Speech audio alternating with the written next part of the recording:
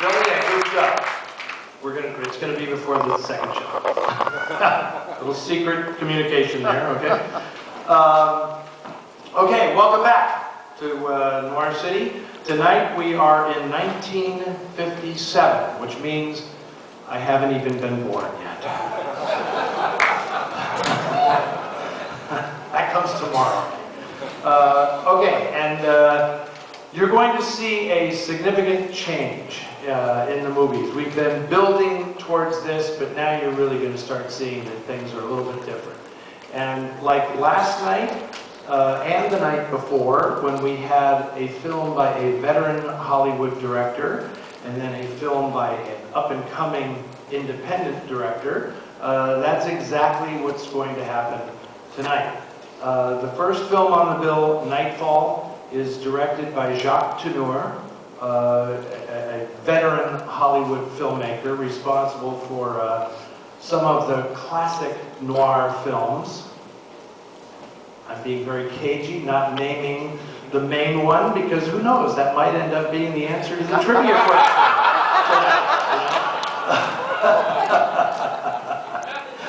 Now everybody's going to volunteer tonight because they all know the answer, right?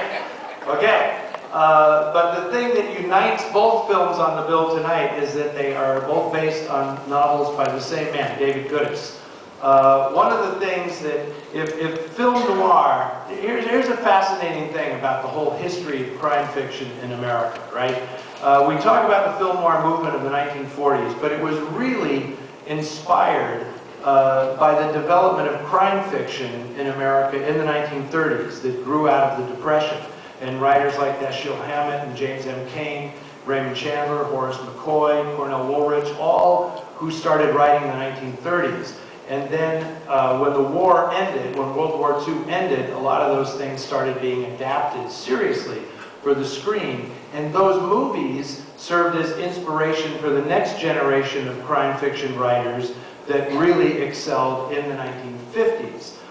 We're speaking of Jim Thompson and Charles Willeford, Charles Williams, Harry Whittington, a lot of these people of whom David Goodis, who wrote both the stories that you're going to see tonight, was one of the main figures.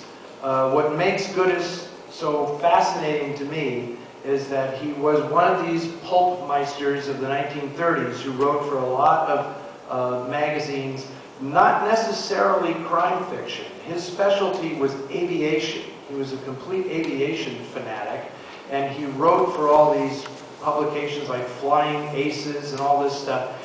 He was fascinated by all that. But he wrote a serialized piece in the Saturday Evening Post called Dark Passage that was published as a hardcover novel and sold for a lot of money to Warner Brothers, more than you normally got paid for such a thing at Warner Brothers at the time. And this became a mega hit because Humphrey Bogart and Lauren Bacall got attached to it. Jerry Wald was the producer.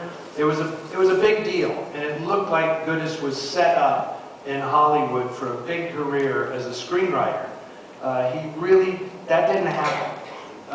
He wrote one more script for Warner Brothers, an adaptation of Somerset Maugham's The Letter, updated to Los Angeles, called The Unfaithful, starring Ann Sheridan. But then at the end of the 1940s, he left Hollywood and moved back to his hometown of Philadelphia. He was a very odd, eccentric guy. And he moved back to Philadelphia to take care of his brother, who was a schizophrenic. And they lived together in the family home. Their parents had died, and Goodis saw himself as his brother's keeper. But the whole time he was living in Philadelphia, he kept cranking out these paperback originals for either Gold Medal or Lion Books or something that were virtually ignored by critics in the United States, but were taken very seriously overseas, especially by the French, who bought these for Gallimard, the publisher in France, bought them for their série noire, and Goodis was considered like a modern version of Edgar Allan Poe or something. I mean, he wrote these intense stream of consciousness novels that generally involved crime, but really were just about guys who were really, really messed up. And that has become his legacy.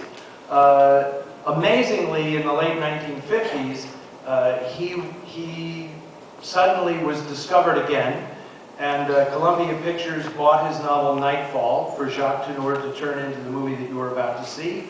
And then Paul Wenkos, who was a young director in Philadelphia, decided to have adapt Goodis's novel The Burglar as a film, and got Goodis to actually write the screenplay from his own novel, and that's the second movie you will see tonight. So this is kind of a little tribute to David Goodis this evening.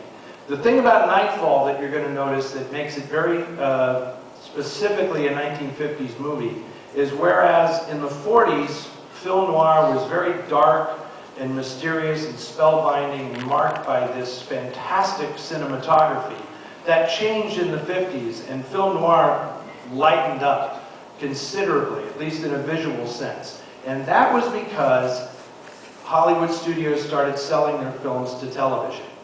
And early televisions were not capable of transmitting the blacks that made film noir so specifically noirish. They just bled out on a TV screen. And so they literally told the directors and cinematographers, you can't make it that dark, because then we can't sell the film to television. So you are going to see in Nightfall, the man who was responsible for that great definitive film noir, suddenly is shooting the picture in an entirely different way. And Burnett Guffey, who was the maestro at Columbia shooting those film noir movies, gives this film an entirely different look. A lot of this happens in broad daylight, a lot of it happens in the snow. So it's a completely different take on noir, except, of course, the story is still the same. There's the haunted guy pursued by the bad guys. He falls in with a woman who may or may not be duplicitous, and all manner of dreadful things happen to him. In this case, it's played by Aldo Ray, who's a big star in the 1950s, had the gruffest voice, outdid Charles McGraw for the gruffest voice in movies. It's an early role by Anne Bancroft, who is terrific in this film, and the two bad guys are played memorably by Brian Keith and an actor named Rudy Bond, who was in a lot of Kazan pictures. He's in Streetcar Named Desire and On the Waterfront, and he plays one of the great film noir psychos in this movie. So it's a treat. I hope many of you have not seen this movie before. How many people haven't seen Nightfall before? Oh, fantastic. Okay, you're in for a treat. It's only 83 minutes long, and you're in the hands of one of the great craftsmen in Hollywood, Jacques Tourneur. So enjoy Nightfall.